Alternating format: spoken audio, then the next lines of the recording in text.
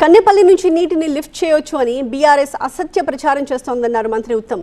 Annaram, Sundilla బరాజ్లను testing చేయకుండా ఉపయోగించలేదన్నారు.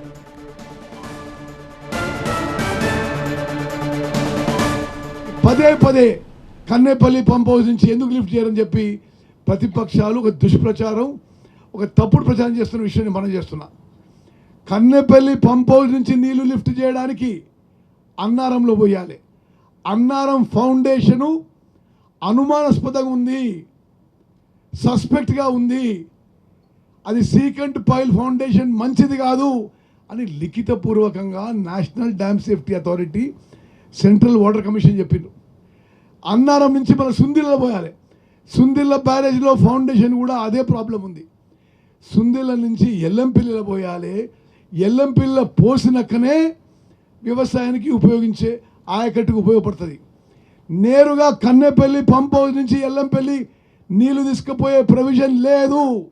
వీళ్ళు అబద్ధాలు చెప్తున్నారు. నిపుణులతో టెస్టింగ్ చేయించిన తర్వాతే మేడిగడ్డ, అన్నారం, సుందిళ్ల బరాజ్ల రిపేర్లు అన్నారు మంత్రి ఉత్తమ్.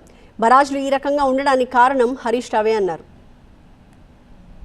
మేము భారత సైన్యం సహకారం తీసుకొని, ఇండియన్ ఆర్మీ ఎక్స్పర్ట్ సహకారం తీసుకొని, జాతీయ అంతర్జాతీయ మరి చాలా ప్రసిద్ధిగాంచిన సంస్థలతో ఇప్పుడు టెస్టింగ్ చేస్తున్నాం. టెస్టింగ్ పూర్తయింది.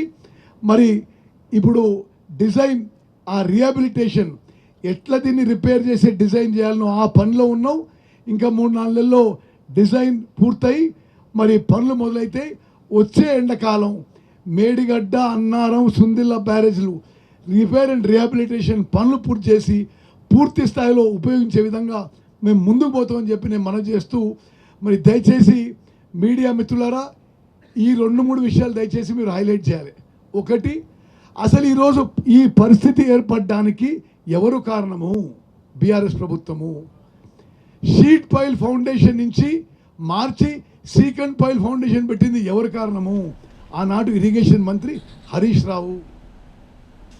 త్వరలోనే గోదావరి పరివాహక ప్రాంతాల్లోని ప్రాజెక్టులను పరిశీలిస్తామన్నారు మంత్రి ఉత్తమ్. అందుబాటులో ఉన్న నీటిని వినియోగంలోకి తీసుకొచ్చేలాగా చర్యలు తీసుకుంటామన్నారు.